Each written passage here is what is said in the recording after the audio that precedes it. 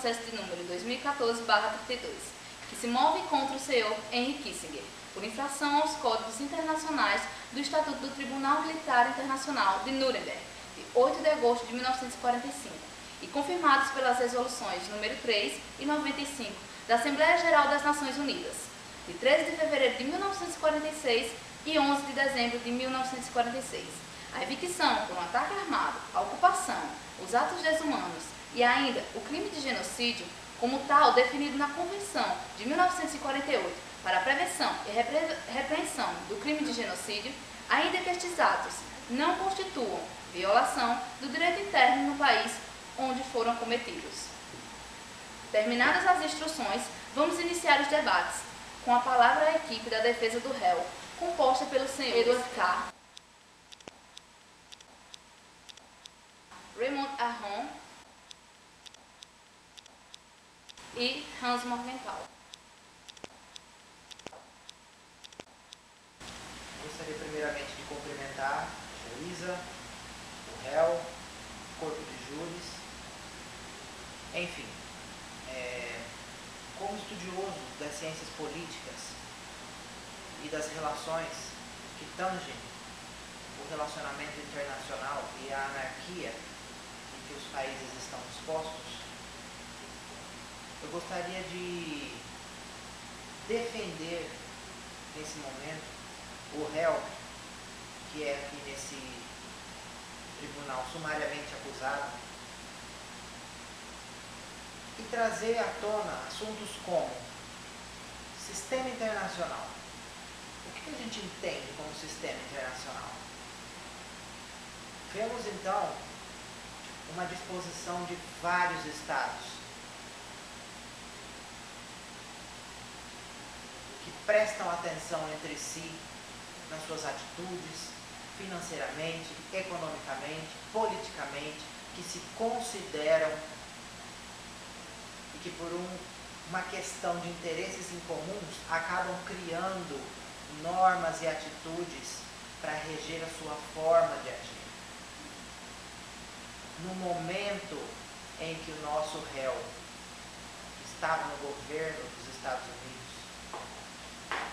ao qual ele é acusado por este tribunal por crimes de guerra, o mundo se encontrava num contexto bipolar, aonde duas grandes potências faziam frente e queriam a hegemonia de poder de forma muito clara.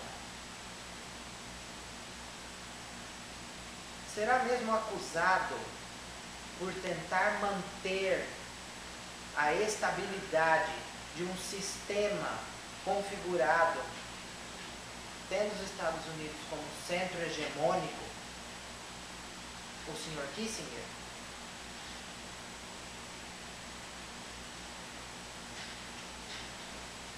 Também é acusado por este tribunal por crimes de guerra.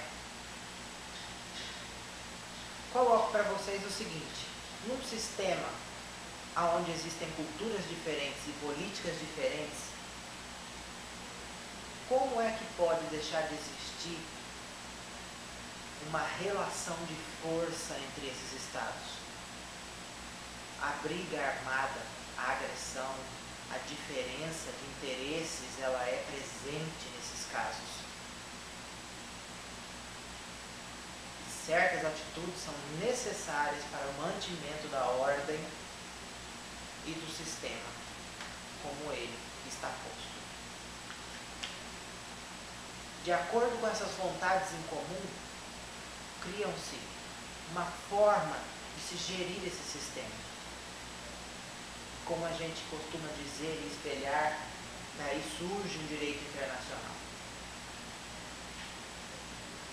Esse direito internacional, como diria Churchill, teria que ser personificado em um único homem, em um homem somente.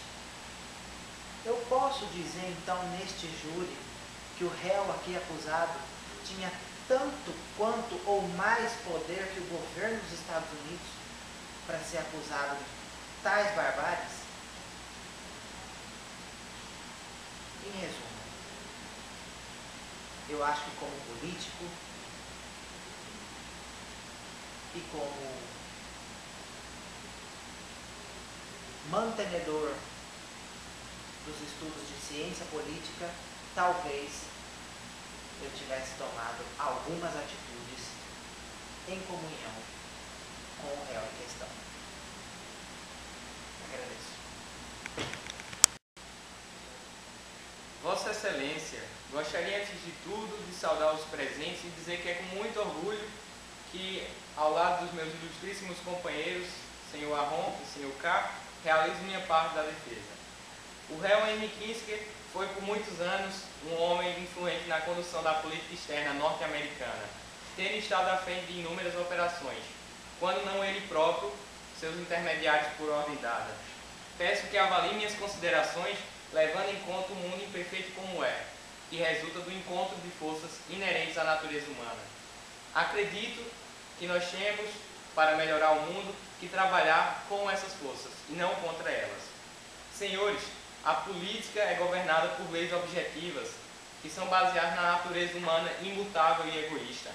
Partindo dessa premissa, a natureza de uma política só pode ser averiguada a partir da análise dos seus atos e consequências destes.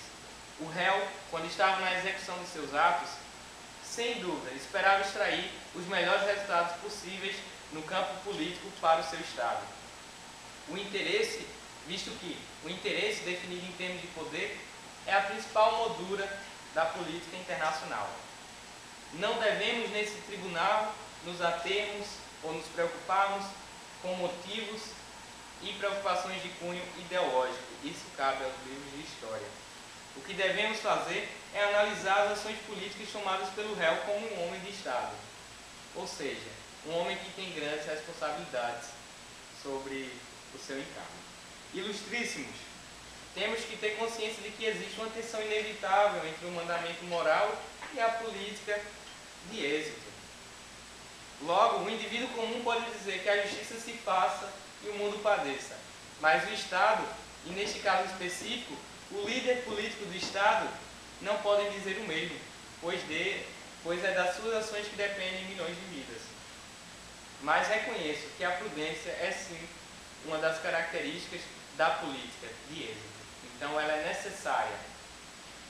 O outro fator a ser considerado é que o mundo moderno tornou possível uma guerra total. A preservação da paz mundial se tornou difícil, visto que a nossa época aprendeu a utilizar e a engajar-se em guerras com o uso de armamentos nucleares. Então é de suma importância que exista um mecanismo autorregulador das forças sociais, a qual chamo de equilíbrio de poder. E que o direito, a moralidade e a opinião pública também ocupem seus devidos papéis. Feitas as devidas considerações, posso concluir que o réu Henry Kissinger agiu de acordo com as circunstâncias do momento, tendo levado em consideração aquilo que achava correto para o seu Estado, o seu interesse próprio. O réu identificou a política como uma esfera autônoma, possuindo uma moral própria e que difere daquela dos indivíduos comuns. Além disso, durante o período da Guerra Fria, o senhor Henry Kissinger foi capaz de identificar a necessidade de um equilíbrio, o que anteriormente chamei de força autorreguladora. Se para isso foram necessárias sacrifícios de vidas no Vietnã, na Indonésia e no Chile, considero que às vezes é necessário tomar medidas más a fim de remediar desastres maiores. Se na política internacional uma luta pelo poder, ou seja, o poder é sempre um objetivo final, acredito que a nação, nesse caso também o réu, agiram a fim de buscar esse objetivo. Para especificar uma das ações em que o réu teve que utilizar dessas habilidades e considerações, posso citar o Timor-Leste. Ali havia uma tentativa comunista para mudar o balanço mundial do poder. Pelo menos foi isso que o Sr. Kissinger identificou. E para manter o equilíbrio foi necessário a intervenção norte-americana. Senhores, acredito que o mundo será muito melhor e mais seguro se tivermos os Estados Unidos forte e saudável, enquanto a Europa, União Soviética, China e Japão contrabalanceam-se uns aos outros por meio da competição. Vejo claramente que as políticas externas praticadas pelo Sr. Kissinger visavam esta saúde estatal, que significa, em linhas diretas, o menor dos males possíveis. Dou por encerrada a minha fala.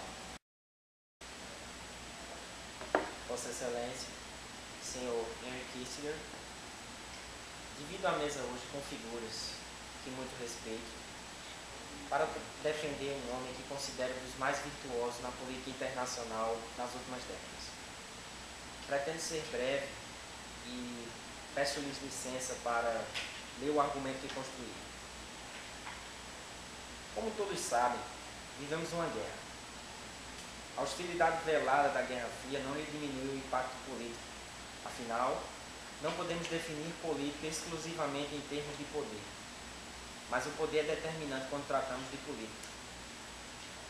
E qual seria, então, a última instância do poder, se não a guerra, nas relações internacionais? Sigo a mesma linha ao citar o célebre Clausewitz, quando diz que a guerra é a continuação da política por outros meios. Clausewitz não poderia ser mais coerente.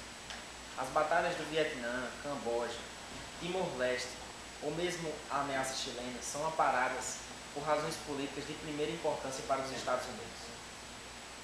Como um homem que faz política e entende do fator militar, Kissinger sabe que um Estado que falha na demonstração de capacidade militar logo perde espaço no status político. Como um homem que toma decisões em nome de um Estado, Kissinger carrega consigo o peso de milhões de vidas. Suas políticas não podem ser totalmente guiadas por princípios éticos, nem mesmo os que considera de grande importância, se isto significar arriscar vidas humanas. Como já afirmara Maquiavel antes de mim, a ética é função da política e não o contrário. Digo, pois, que o Sr. Kissinger é um homem que de forma competente e determinada cumpre seu dever e é vítima das circunstâncias do seu ofício e das pessoas que lhe julgam como um sábio, sem antes considerar a posição em que se encontra. Encerro, pois, a minha fala. Declaro encerrada a defesa do réu. Neste momento, solicito as considerações finais do senhor Henry Kissinger. Declaro sim que é de meu interesse ver os Estados Unidos como uma nação preponderante, visto que os Estados não têm interesse em agir em um sistema internacional. Eles têm interesse de ser o sistema internacional. Nesse sentido, a política externa americana deve ser conduzida por uma avaliação realista das escolhas disponíveis. Eu, como homem de Estado, tive que tomar decisões de alto nível, pois a ideia de que a moralidade que existe entre os homens pode ser aplicada também entre os Estados é totalmente incorreta. O caso é que um homem de Estado tem que tomar decisões em alturas grandes, como fiz. Como diria o presidente Nixon, nós não estamos inseridos no mundo porque temos compromisso. Temos compromisso porque estamos inseridos no mundo. Nossos interesses têm que guiar nossos compromissos, e não o contrário.